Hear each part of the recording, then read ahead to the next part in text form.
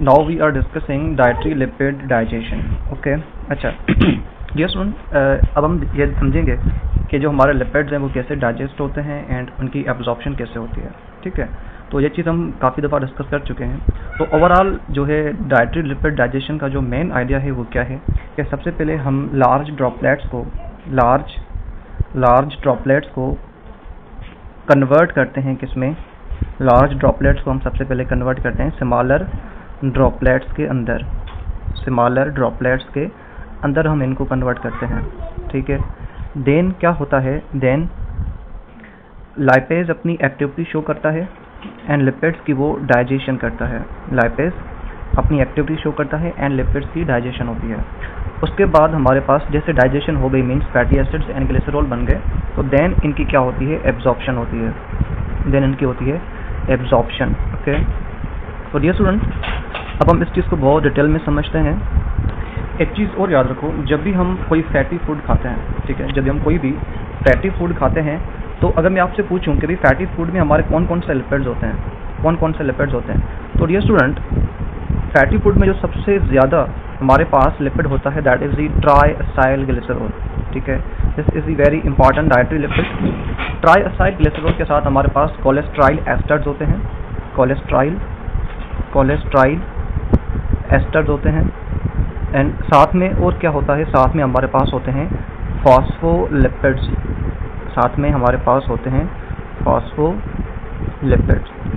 Okay, most abundant is the triacyl glycerol here. Okay dear student, जब fats हमारी body में आते हैं ना, तो देखें fats are normally water insoluble, तो ये वाटर इनसॉल्युबल होते हैं।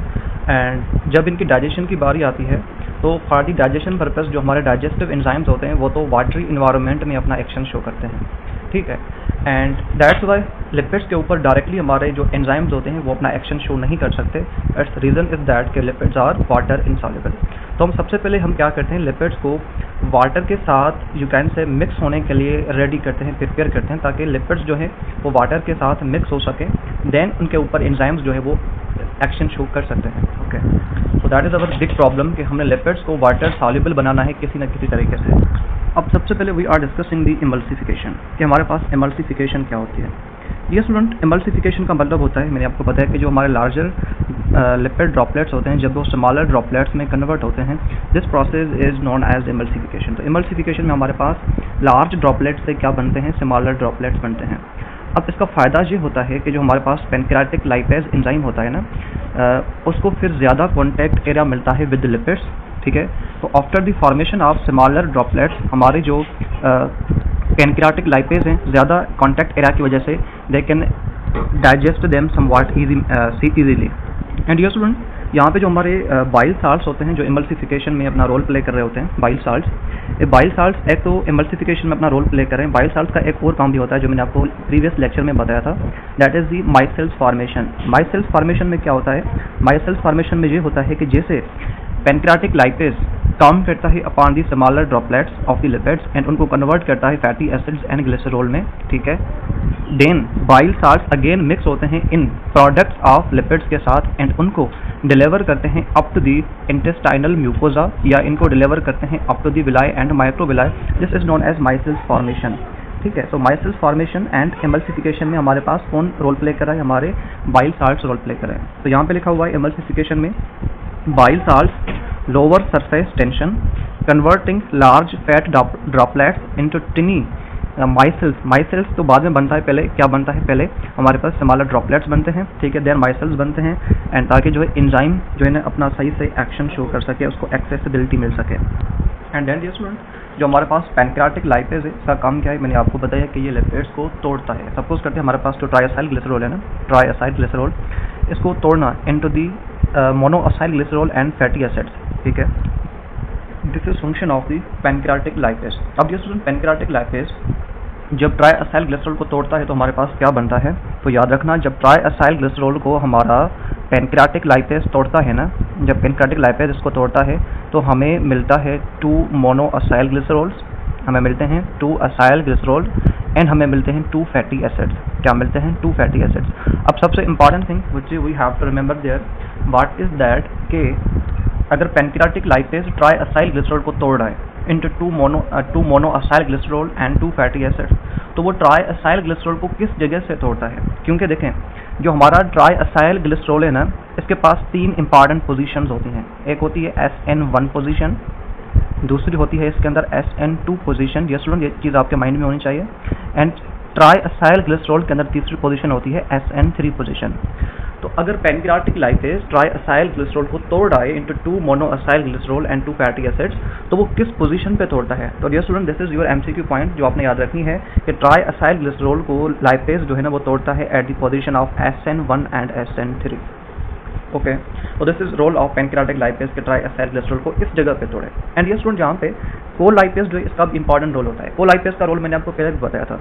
कोलाइपेज क्या करता है, देखें, जैसे हमारे पास क्या होता है, after emulsification smaller fat droplets बनते हैं ना, स्मॉलर फैट ड्रॉपलेट्स बनते हैं। तो dear student, smaller fat droplets के ऊपर जैसे बनते हैं आफ्टर द इमल्सिफिकेशन किसके थ्रू होती है? बाइल साल्ट्स के थ्रू होती है। तो जो हमारे पास स्मॉलर फैट ड्रॉपलेट्स होते हैं ना, तो इनके ऊपर वंस अगेन हमारे जो बाइल साल्ट्स हैं वो इनके ऊपर आ जाते हैं एंड इनको सराउंड करते हैं। तो once again smaller fat droplets के ऊपर हमारे बाइल साल्ट्स आते हैं एंड इनको सराउंड करते हैं।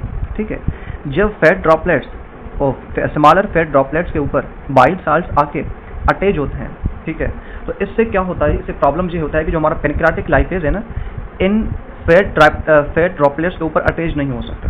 ठीक है, इन स्मॉलर फैट ड्रॉपलेट्स के ऊपर फिर हमारा जो पैनक्रियाटिक लाइपेज है वो अटैच नहीं हो सकता। तो पैनक्रियाटिक लाइपेज को अटैच करने के लिए हमने क्या करना होता है, हमने इन बाइल साल्ट्स को यहाँ से रिमूव करना होता है। अब कौन आएगा हीरो जो इन बाइल साल्ट्स को यहाँ से रिमूव करेगा? तो डियर स्टूडेंट, अगर दैट हीरो इज दी कोलाइपेज। कोलाइपेज क्या करता है, इन बाइल साल्ट्स को रिमूव करता है from the surface of smaller fat droplets, ताकि पैनक्रियाटिक लाइपेज अपनी एक्टिविटी शो कर सके एंड पैनक्रियाटिक लाइपेज इसकी सरफेस के ऊपर एंकर कर सके। तो यहाँ पे लिखा हुआ है पैनक्रियाटिक लाइपेज एंड कोलाइपेज के बारे में। जो पैनक्रियाटिक लाइपेज है ये क्या करता है, ये हाइड्रोलाइज करता है ट्राई ग्लिसरॉल को at SN1 and SN3 positions. This is very important thing. मैंने आपको बताया pancreatic lipase SN1 and SN3 positions के ऊपर हाइड्रोलाइसिस करता है ट्राई ग्लिसरॉल की। एंड क्या प्रोड्यूस करता है 2 monoacyl glycerol and 3 fatty acids. And कितनी 3 फैटी एसिड्स यहाँ से प्रोड्यूस होती हैं? 2। अच्छा, विद कोलाइपेज एंकरिंग। कोलाइपेज की एंकरिंग कब होती है? जब हमारे बाइल साल्ट्स जो है वो स्मॉलर फैट ड्रॉपलेट्स की सरफेस से रिमूव हो जाते हैं एंड ये एक्टिविटी कोलाइपेज करता है। Now the transport of dietary lipids. ये स्टूडेंट, हमने प्रीवियस स्लाइड में पढ़ा जैसे इंटेस्टाइन के अंदर हमारे डाइटरी लिपिड्स आते हैं। डाइटरी लिपिड्स मीन्स ऐसा लिपिड जो हमारी डाइट में होता है, हमारे फूड में होता है, उसको डाइटरी लिपिड कहते हैं। ओके, जैसे डाइटरी लिपिड मीन्स के मोस्ट इंपॉर्टेंट या most abundant dietary lipid is the try glycerol. जैसे हमारे इंटेस्टाइन में आते हैं तो सबसे पहले इन डाइटरी लिपिड्स की या असाइल ग्लिसरॉल की क्या होती है, इमल्सिफिकेशन होती है। इमल्सिफिकेशन में हमारे पास बाइल साल्ट्स अपना रोल प्ले करते हैं। इमल्सिफिकेशन के थ्रू स्मॉलर लिपिड ड्रॉपलेट्स बनते हैं, देन उनके ऊपर पैनक्रियाटिक लाइपेज अपनी एक्टिविटी शो करता है at SN1 position and SN3 position. Then हमारे पास क्या बन रहा था, देन हमारे पाज जो प्रोडक्ट बन रही थी that was the 2 monoacyl glycerol and 2 fatty acids. ये प्रोडक्ट हमारे पास बन रही थी, है ना। ठीक है, तो डियर स्टूडेंट, अब नेक्स्ट क्वेश्चन ये है कि अब ये जो हमारे डाइजेस्टेड लिपिड्स हैं ये हमारे बॉडी टिश्यूज़ तक कैसे पहुंचेंगे। ठीक है, बॉडी टिश्यूज़ तक कैसे पहुंचेंगे, इस चीज़ को समझने के लिए हम डिस्कस करते हैं ट्रांसपोर्ट ऑफ डाइटरी लिपिड्स, कि हम डाइटरी लिपिड्स को कैसे ट्रांसपोर्ट करेंगे। तो डियर स्टूडेंट, अब होगा क्या, ये जो हमारे मोनोअसाइल ग्लिसरॉल एंड फैटी एसिड्स हैं ये अब इंटर करेंगे कहाँ पे, ये इंटर करेंगे इंटेरोसाइट्स के अंदर। ठीक है, इंटेरोसाइट्स वो सेल्स होते हैं हमारे इंटेस्टाइन के जो लिपिड्स की एब्जॉर्प्शन में अपना रोल प्ले करते हैं। ठीक है, तो अब ये fatty acids and monoacyl glycerol enter करते हैं कहाँ पे, इंटेरोसाइट्स में। ठीक है, जब ये इंटेरोसाइट्स में अंदर आते हैं फॉर द एब्जॉर्प्शन पर्पस, तो फैटी एसिड्स जो होती हैं डियर स्टूडेंट ये लॉन्ग होती हैं। तो इन लॉन्ग फैटी एसिड्स को कैरी करना this is not a very important thing. इसको आप ऐसे समझें जैसे सपोज करते हैं आप किसी चीज़ को डिलीवर कर रहे हैं, किसी चीज़ को आपने फैक्ट्री में रेडी किया, प्रिपेयर किया, then now you have to transport that. तो आप उसको ट्रांसपोर्ट करने के लिए क्या करते हो, पैक करते हो ताकि आप उसको ईजिली डिलीवर कर सको। तो जैसे एब्जॉर्प्शन के बाद हमने उसको ट्रांसपोर्ट करना है up to the different body organs like as skeletal muscles, adipose tissues वगैरह, तो हम क्या करते हैं, दोबारा इसको पैक करते हैं। एंड जब 2 monoacyl glycerol and 2 fatty acids को दोबारा पैक किया जाता है, पैकेजिंग कहाँ पे होती है, एंटेरोसाइट्स के अंदर। एंटेरोसाइट्स हमारे स्मॉल इंटेस्टाइन में होते हैं। तो जब हम इनको पैक करते हैं तो दोबारा हमारे पास ट्राई असाइल ग्लिसरॉल बनता है। दोबारा हमारे पास ट्राई असाइल ग्लिसरॉल बनता है। अब ये स्टूडेंट, ट्राई असाइल ग्लिसरॉल बन गया, छोटी स्ट्रक्चर है, आप इसको ट्रांसपोर्ट कर सकते हो। बट अब एक और प्रॉब्लम भी है।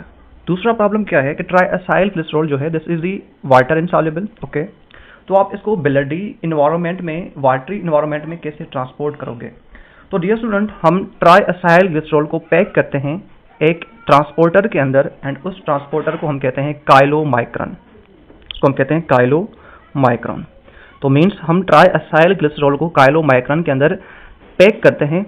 इसकी वजह से ये वाटर लविंग हो जाता है एंड हम इसको इजीली जो है ट्रांसपोर्ट कर सकते हैं।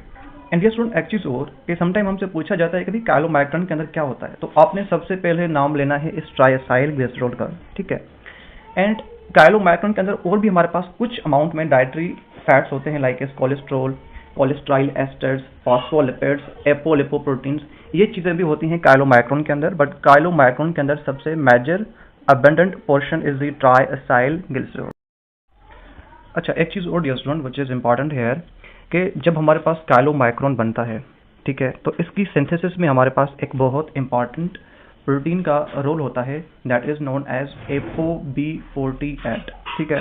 सो ApoB48 आप इसको याद रखें, ठीक है। इसकी बहुत इंपॉर्टेंट कंट्रीब्यूशन है in the synthesis of the chylomicron. So ApoB48 ये अपना रोल प्ले करती है for the synthesis of the chylomicron. अच्छा डियर स्टूडेंट, अब जैसे हमारे पास काइलोमाइक्रॉन बन गया, तो अब ये काइलोमाइक्रॉन कहाँ पे जाएगा? तो डियर स्टूडेंट, एब्जॉर्प्शन के लिए इस चीज़ को कहाँ पे जाना चाहिए? इस चीज़ को जाना चाहिए ब्लड में। कहाँ पे जाना चाहिए? हमारे ब्लड में जाना चाहिए। लेकिन हमारे जो काइलोमाइक्रॉन्स हैं, ये डायरेक्ट ब्लड कैपिलरीज में नहीं जाते। पहले ये काइलोमाइक्रॉन्स जाते हैं कहाँ पे? पहले ये हमारे पास जाते हैं लिम्फेटिक वेजल्स में। Means overall they want to be the part of lymphatic system, ठीक है। सो दैट्स वाई ये सबसे पहले एंटर करते हैं कहाँ पे? हमारी लिम्फेटिक वेजल्स में ये हमारे पास एंटर करते हैं। ओके, अच्छा, देन हमारे लिम्फेटिक वेजल्स के बाद देन ये आएंगे कहाँ पे? देन ये आएंगे थोरेसिक डक्ट के अंदर। देन ये आएंगे थोरेसिक डक्ट के अंदर, थोरेसिक डक्ट के अंदर। ओके, थोरेसिक डक्ट के बाद ये आएंगे कहाँ पे? हमारे ब्लड में आएंगे, हमारी ब्लड में आएंगे। अब डियर स्टूडेंट, अगर काइलोमाइक्रॉन हमारे ब्लड में आ गया, तो अब इसको जाना है कहाँ पे? अब इसको जाना है टिश्यूज़ के पास, ठीक है। तो हमारा ये जो काइलोमाइक्रॉन है, अब ये जाता है कहाँ पे? टिश्यूज़ के पास जाता है, ठीक है। जब टिश्यूज़ के पास जाता है ना, तो टिश्यूज़ के अंदर इस काइलोमाइक्रॉन को तोड़ा जाता है एंड इसके अंदर जो इम्पॉर्टेंट हमारा मॉलिक्यूल है, that is the tri acyl glycerol, इसको निकाला जाता है। तो टिश्यूज़ के पास क्या होता है? हमारे काइलोमाइक्रॉन को ब्रेक किया जाता है। जब काइलोमाइक्रॉन को ब्रेक किया जाता है, तो इसमें से क्या रिमूव किया जाता है? इसमें से रिमूव किया जाता है ट्राई असाइल ग्लिसरॉल। अब डियर स्टूडेंट, इस प्रोसेस के लिए हमें कोई एंजाइम वगैरह चाहिए होगा जो इस काइलोमाइक्रॉन की ब्रेकिंग करे। तो डियर स्टूडेंट, याद रखना, काइलोमाइक्रॉन की ब्रेकिंग के लिए हमारे पास एक एंजाइम होता है जिसको हम कहते हैं क्या? जिसको हम कहते हैं LPL। क्या कहते हैं? LPL इसको ब्रेक करता है, ठीक है डियर स्टूडेंट। एंड एक चीज़ और, जो LPL है ना हमारे पास, LPL ऐसे डायरेक्टली जाके काइलोमाइक्रॉन को ब्रेक नहीं करेगा। LPL को कोई चीज़ एक्टिवेट करती है एंड LPL को एक्टिवेट करने के लिए हमारे पास एक और इम्पॉर्टेंट मॉलिक्यूल होता है जिसको कहते हैं ApoC2। तो ApoC2 जो है ये LPL को क्या करता है? LPL को एक्टिवेट करता है। देन LPL जाके जो है ट्राई असाइल ग्लिसरॉल को निकालता है फ्रॉम दी काइलोमाइक्रॉन। देन टिश्यूज़ को जो है वो ट्राई असाइल ग्लिसरॉल्स मिलते हैं। कुछ टिश्यूज़ क्या करते हैं? इससे एनर्जी प्रोड्यूस करते हैं। कुछ टिश्यूज़ ऐसे होते हैं जो इसको स्टोर करते हैं, लाइक एडिपोज टिश्यूज़ जो है वो फिर क्या करेंगे? इसको स्टोर करेंगे। मसल्स क्या करेंगे? इससे एनर्जी प्रोड्यूस करेंगे। So that will be choice of the organs. तो इस तरह से हमारे पास जो डाइटरी लिपिड्स हैं वो क्या होते हैं? ट्रांसपोर्ट होते हैं अप टू द ऑर्गन्स। तो वंस अगेन मैं इसको रिपीट कर रहा हूँ। सबसे पहले हमारे पास जैसे पैनक्रियाटिक लाइपेज अपनी एक्टिविटी शो करता है, तो हमारे पास क्या बनते हैं? हमारे पास बनते हैं 2 monoacyl glycerol and 2 fatty acids, ठीक है। जैसे जी हमारे पास बनते हैं 2 fatty acids and 2 monoacyl glycerol, ये एंटर करते हैं एंटेरोसाइट्स में। एंटेरोसाइट सेल्स होते हैं हमारे स्मॉल इंटेस्टाइन में, they are important for the absorption purpose. Enterocytes में जैसे monoacyl glycerol and 2 fatty acids enter करेंगे तो ये कन्वर्ट हो जाएंगे ट्राइअसाइल ग्लिसरॉल में, ठीक है। अभी जो ट्राइअसाइल ग्लिसरॉल है जब ये बनता है दोबारा किससे, 2 monoacyl glycerol and 2 fatty acids है, इस प्रोसेस को हम कहते हैं रीएस्टरिफिकेशन। मैं ये टर्म भूल गया, इसको हम कहते हैं रीएस्टरिफिकेशन। तो जैसे रीएस्टरिफिकेशन हो गई मींस ट्राइअसाइल ग्लिसरॉल बन गया, तो triacyl glycerol this is not a water soluble, तो इसको पैक किया जाता है एक पैकेजिंग मॉलिक्यूल में, that is known as chylomicron. अब जो हमारे पास काइलोमाइक्रोन है इसके अंदर सबसे इंपॉर्टेंट चीज क्या होती है, ट्राइअसाइल ग्लिसरॉल होता है, साथ में कोलेस्ट्रॉल भी होता है, कोलेस्ट्राइल एस्टर्स भी होते हैं। अब जैसे ये बन गए, ठीक है, तो अब इस चीज को आना है कहाँ पे, ब्लड में। लेकिन नॉर्मली ये डायरेक्ट ब्लड में नहीं आते, ये जाते हैं पहले लिम्फेटिक वेजल्स में, देन ये आते हैं थोरेसिक डक्ट में, देन ये आते हैं ब्लड में। जब ये ब्लड में जाते हैं तो ब्लड इनको बॉडी टिश्यूज तक क्या करता है, डिलीवर करता है, ठीक है, बॉडी टिश्यूज तक डिलीवर करता है। जब हमारे पास काइलोमाइक्रोन बॉडी टिश्यूज तक आ जाता है तो टिश्यूज क्या करते हैं, इस काइलोमाइक्रोन को ब्रेक करते हैं एंड इससे ट्राइअसाइल ग्लिसरॉल निकालते हैं। एंड ट्राइअसाइल ग्लिसरॉल को बाहर निकालना, काइलोमाइक्रोन को ब्रेक करना, ये काम होता है एक एंजाइम का, that is known as LPL.